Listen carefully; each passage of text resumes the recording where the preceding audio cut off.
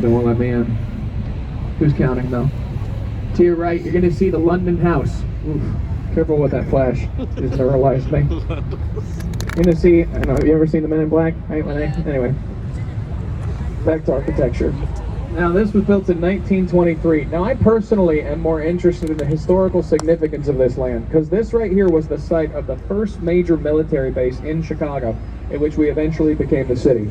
Fort Dearborn, which is represented on the Chicago flag. Now the Chicago flag is 4 red stars, 2 blue stripes and 3 white stripes. Each red star is a major event, and that first one is our beginning, Fort Dearborn. Now, while that's true, this does tend to forget who founded our city and who was here before. You just passed under the DuSable Bridge. That right there, folks, that bridge was named after our founder, Jean-Baptiste Point DuSable. Now this was a man of patient descent. He established the first major trading post in the entire region, establishing Chicago on the land of the Council of Three Fires, the Ojibwe, the Ottawa, the Potawatomi, also within the Kickapoo and Miami territories. This is their land. And to your left is an Apple store. Really good. Up here to our right, you're going to see this white building with red dots at the corners. That is the 4th tallest building in the city. It's the Aon Center. Built in 1974 by Edward Durrell Stone. That building was originally clad in Italian Carrara marble. That's the same marble Michelangelo used to sculpt his statue of David. In Chicago, it's cold in the winter,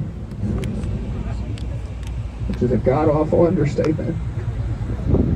9 harsh Chicago winters went by, and the marble on that building began to crack. And with the threat of falling on people's heads, Chicago told him he had to reclad the entire building. It cost him $80 million. Wow. He reclad the entire exterior in North Carolina granite, which just goes to show you can't take marble for granite.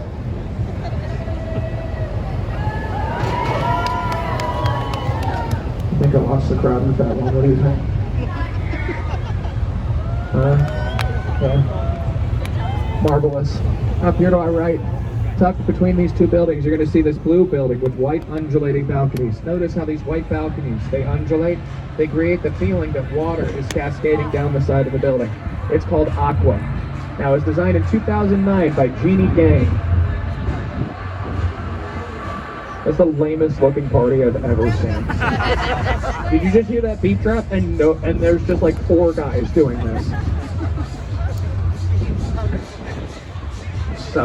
So bad.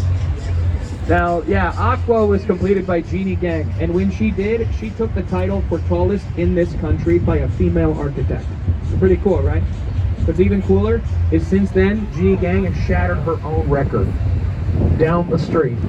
This blue weighty one is her next building, St. Regis of Chicago, standing at 1,186 feet. She has completely shattered her previous record, taking the title for 3rd tallest building in the city of Chicago and tallest in the world by a female architect.